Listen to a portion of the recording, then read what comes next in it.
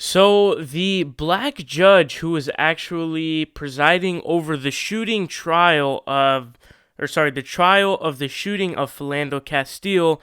Now, if you guys don't remember what shooting that was, it was a case of police brutality. They got pulled over, and then basically the cop shot him because even though the guy was pulling out his license, he thought he was pulling out a gun, even though it would be quite retarded to pull out a gun when you're with your girlfriend. You're going to ruin your life and all that type of stuff, right? Doesn't make any sense, right? So it seems interesting. So they say, quote, the Star Tribune reports that attorneys representing St. Anthony police officer Jeronimo Yanez requested the removal of Ramsey County District Court Judge Edward Wilson this week without offering any detailed justification for their request.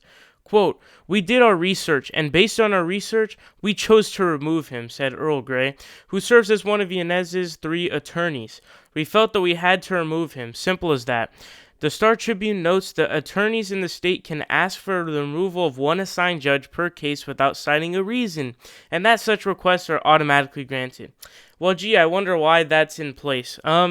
I don't really have too much to say on this topic except for that we see this type of shit happen all the time, right? Shady stuff going on in the courtroom where clearly it's not fair.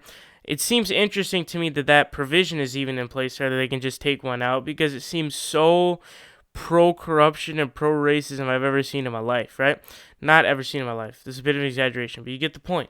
So the point here is that they took him out, and obviously we know the reason why, right? He's black, and that's the reason why. So I mean, we see this so often with police brutality cases, right? I mean, the cop usually has such a good defense, and also usually the prosecutor is not even somebody who's an independent third party, but instead someone who's part of his department, or like, I don't know, someone he knows, an acquaintance. And it's just, it rarely happens that we see people actually get charged and convicted for their killings. Like we saw even in the recent one, Michael Slager, where we thought for sure he was done. But the hung jury had one person say no, so now they have to reset the trial and everything.